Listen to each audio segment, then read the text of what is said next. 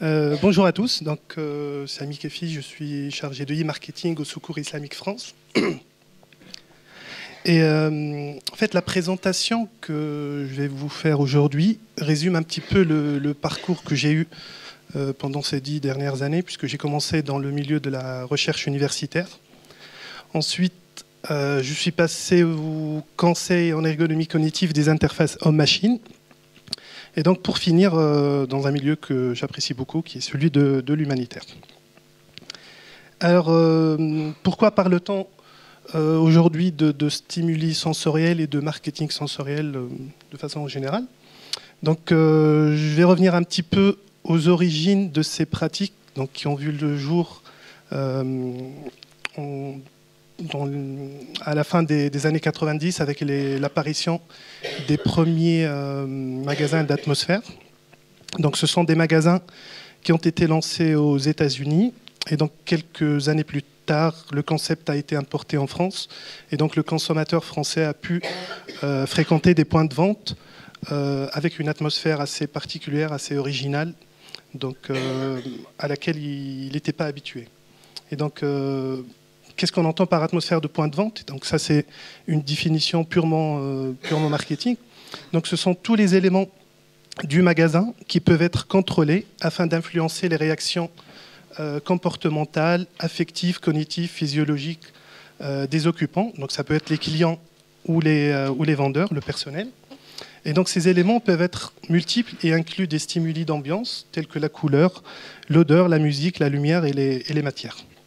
Donc là, la question qu'on se pose, que se passe-t-il vraiment dans ce type de magasin et pour quel objectif? Je vais commencer par un exemple très parlant, très connu, donc, Nature et Découverte, qui est une enseigne française et comme son nom l'indique, qui commercialise tout ce qui est en rapport avec la nature, la découverte, la randonnée, la montagne, le bien-être. Et donc quand on rentre dans ce magasin, eh bien, tous nos sens sont stimulés.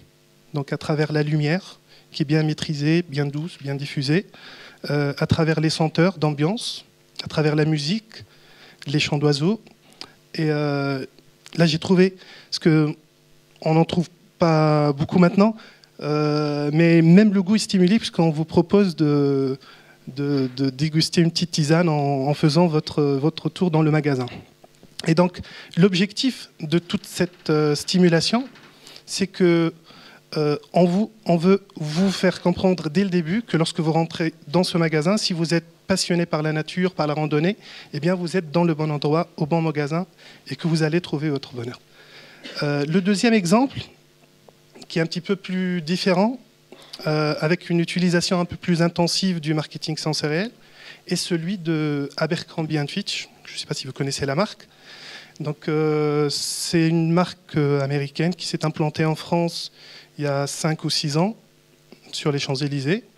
Et donc la particularité de cette marque, c'est que déjà, pour retrouver le magasin, c'est une vraie expérience.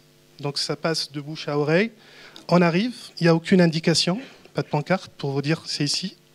Sauf que, en arrivant juste en face du lieu, vous allez voir qu'il y a une petite queue d'attente. Généralement, vous allez attendre entre 30 et 40 minutes pour entrer dans le magasin. Et vous allez aussi sentir cette odeur qui est très particulière à cette marque et qui est diffusée à l'extérieur même du magasin. Donc même quand vous êtes en train de vous approcher du lieu, vous allez sentir cette odeur et c'est cette odeur qui va vous guider vers le lieu. Donc là, vous allez attendre, vous allez être accueilli par 2 vigiles qui portent le sweat un peu phare de la marque. Vous allez rentrer et donc là, vous allez... Bon, l'image, elle est un petit peu sombre, mais vous allez être confronté à une ambiance assez particulière qui ressemble plutôt à une ambiance de club, de boîte de nuit. Lumière très, très faible, volume de la musique très élevé. Les vendeurs, ils font tout sauf vendre. Ils sont en train de danser, ils sont en train de rire avec les clients. Et donc, vous allez vous balader, vous allez pouvoir rire avec les vendeurs, danser avec les vendeurs, vous changer dans les rayons, et tout en gardant cette ambiance envoûtante entre musique et senteur.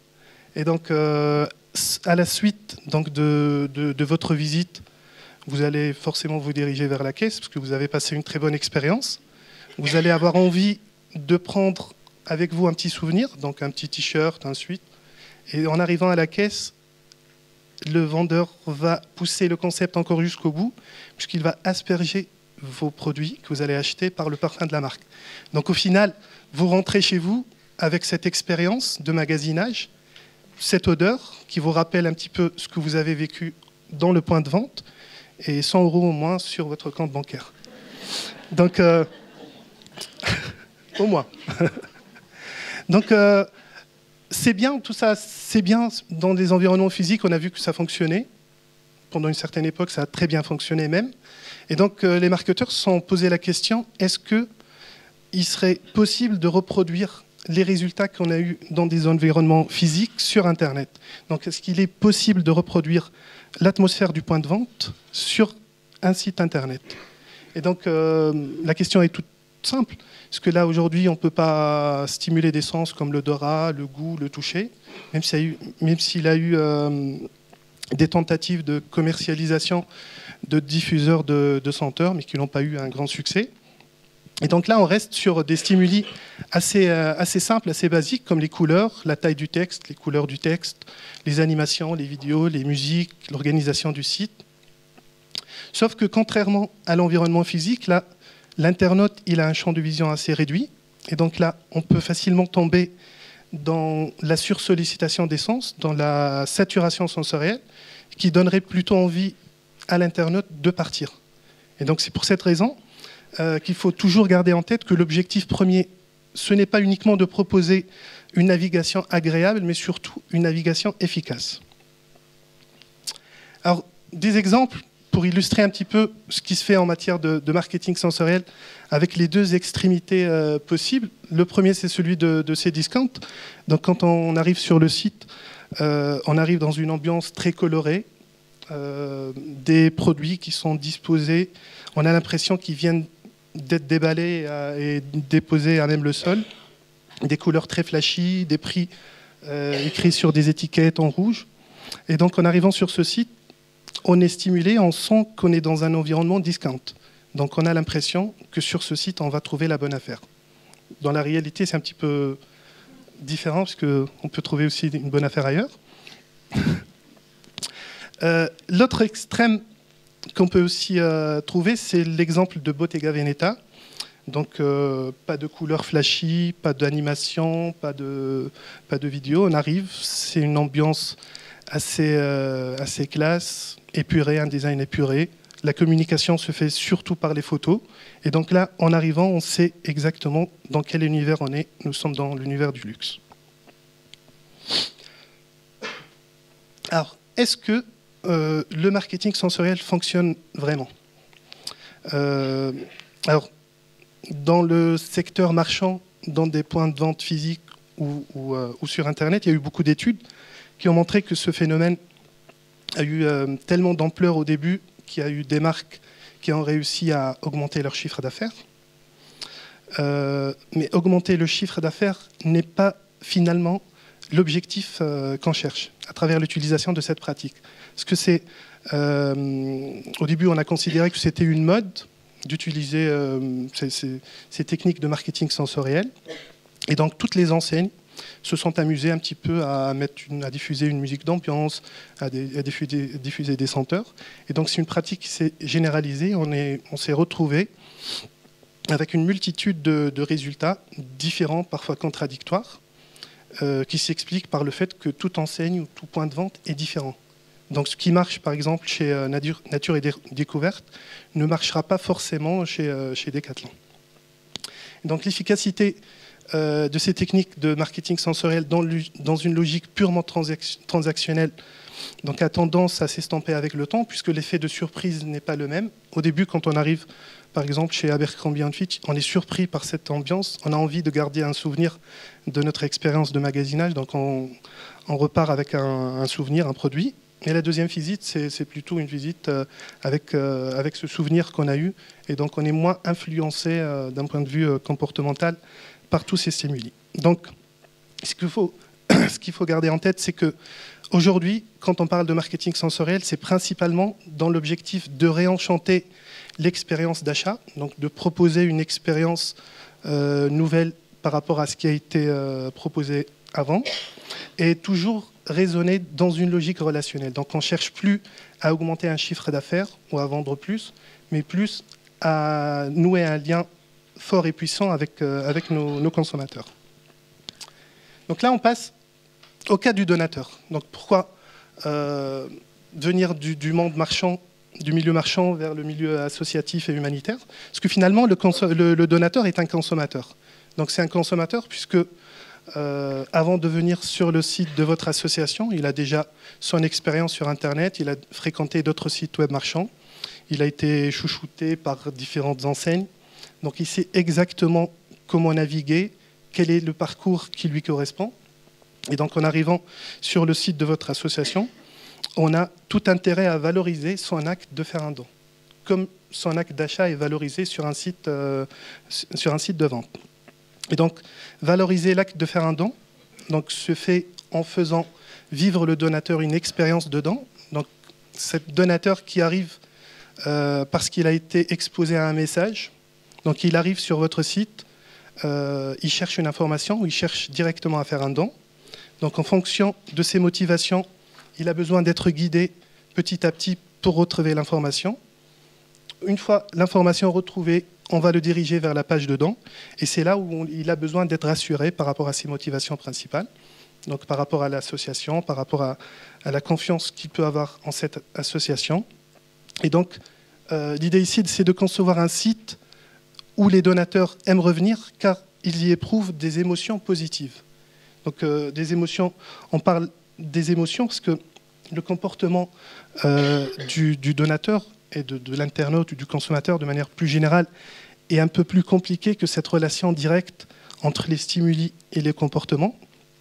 Donc lorsqu'on est exposé à des messages publicitaires, à des couleurs, à des musiques, ces stimuli n'influencent pas directement le comportement, elles vont influencer dans un premier temps les états internes du consommateur, du donateur, donc il va éprouver des émotions soit positives, soit négatives, et ce sont ces mêmes émotions qui vont impacter par la suite son comportement. Donc il va avoir un comportement d'approche ou d'évitement. Donc d'approche et d'évitement d'un comportement positif ou négatif. Donc stimuler l'essence du donateur sur Internet pour l'interpeller, capter son attention. Ensuite, lui communiquer un message dans sa globalité qui serait cohérent avec l'ambiance du site. Donc là, le problème, c'est que lorsqu'on arrive sur un site Internet où il y a une incongruence entre les stimuli sensoriels et le message, il y a un risque de perturbation. Donc on va déstabiliser le donateur. Il va se dire « je suis sur un site pour une cause assez sérieuse » alors que le site utilise des couleurs assez flashy. Donc il y a un souci. Et donc, en arrivant à bien maîtriser tous ces stimuli, à les rendre cohérents avec le message et l'objectif. Donc on garde toujours en tête que notre objectif, c'est d'améliorer des variables qui sont très importantes, comme la satisfaction, la confiance, l'action de faire un don, l'envie de revenir, l'envie de faire un don de nouveau, l'envie d'en parler positivement à ses amis, à ses proches, l'attachement à l'association, l'engagement vers la marque ou l'association et la fidélité. J'ai pris aussi l'exemple du site d'Action contre la faim que je trouve personnellement très bien fait. Donc là, c'est une capture de la partie haute du site. Donc quand on arrive sur la home, on remarque tout de suite le bouton faire un don, donc qui est bien placé comme dans tous les autres sites associatifs, avec une couleur chaude, parce que le don réchauffe. Et donc en cliquant sur ce bouton, on arrive sur cette page, la page de don. Et donc sur cette page, on trouve que c'est une page très très bien faite, avec des informations qui sont bien claires, bien disposées.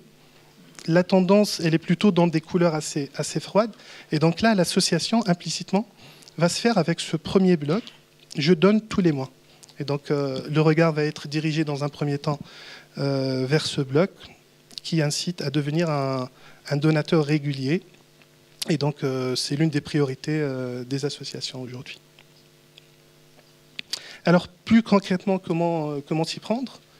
Donc, toujours se poser les bonnes questions. Qu'est-ce que nous souhaitons faire et dans quel objectif? Donc, est-ce que c'est un problème de confiance? Est-ce que c'est un problème de satisfaction? Si c'est satisfaction, par rapport à quoi?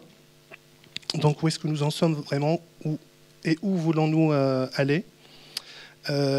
Et dès qu'on se pose ces questions, donc formuler la bonne problématique pour la traiter toujours une seule problématique à la fois. On ne peut pas résoudre toutes les questions en une seule étude, donc ça c'est impossible. Toujours tester, mesurer, analyser, tester, mesurer, analyser.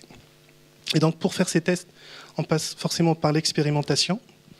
L'expérimentation, c'est mettre en place des tests donc pour varier une composante à la fois et voir si la variation de cette composante explique le nouveau comportement. Donc, par exemple, varier la couleur d'un bouton, varier l'emplacement d'une photo ou d'une animation. Et toujours garder en tête que chaque association a ses particularités. Et donc, pareil pour les sites web. Donc, il va falloir mesurer ce qui est mesurable et mesurer surtout ce qu'on est censé mesurer. Donc, la plupart des variables qu'on a citées tout à l'heure, confiance, satisfaction, ce sont des variables multidimensionnelles. Donc, on ne peut pas résumer la mesure d'une variable à une seule question.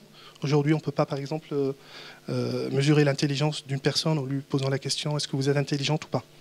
Donc pareil pour la confiance, par exemple, où on retrouve 3 dimensions, crédibilité, intégrité et bienveillance. Et c'est en mesurant ces 3 dimensions qu'on arrive finalement à mesurer la confiance envers une association, envers un site web. Donc l'importance d'utiliser les bonnes échelles de mesure. Et donc pour conclure, toujours privilégier une approche centrée sur le donateur. Donc dans un projet de refonte ou de création d'un site internet, ne jamais partir avec des idées reçues. On va mettre plein de couleurs ici, on va agencer de telle façon, mais poser la question avant tout à vos donateurs qui vont vous livrer plein d'informations très importantes qui vont faciliter la conception ou la refonte de votre site. Formuler la bonne problématique. Donc, quel est notre problème aujourd'hui? Comment nous pouvons le résoudre? Et est-ce qu'on peut le résoudre en manipulant certaines dimensions de notre site? Donc, tester et mesurer en utilisant les bons outils. Et surtout, toujours garder en tête que l'utilisation de toutes ces variables sensorielles, alors au-delà du côté éthique, doit être utilisée afin de renforcer le lien avec le donateur. Donc aujourd'hui, on n'est plus dans cette logique d'augmentation du chiffre d'affaires ou d'augmentation du don, du montant du don, mais plutôt au renforcement du lien entre le donateur et l'association. Voilà. Merci. Il y a encore le temps pour des questions. On a peut-être une minute pendant qu'on installe la présentation suivante pour des questions, si vous en avez. Bon, j'aurais peut-être une question sur le fait que vous travaillez donc avec des psychocogniticiens ou avec quel type d'approche? Est-ce que vous pouvez nous dire un mot des expertises liées à ce modèle dont vous nous avez parlé? Alors, quand j'étais plutôt dans le milieu de la recherche, on travaillait entre chercheurs marketing et neuropsychologues. Donc, j'étais à l'université de Nantes pendant cette époque-là. Et ensuite, c'est plutôt dans le milieu du conseil en ergonomie cognitive. Donc, c'est plutôt avec des ergonomes qu'on a eu l'habitude de travailler. Et donc, ça, pour le moment, c'est un chantier sur lequel on travaille au Secours Islamique France, puisqu'on est en plein projet de refonte de notre site internet.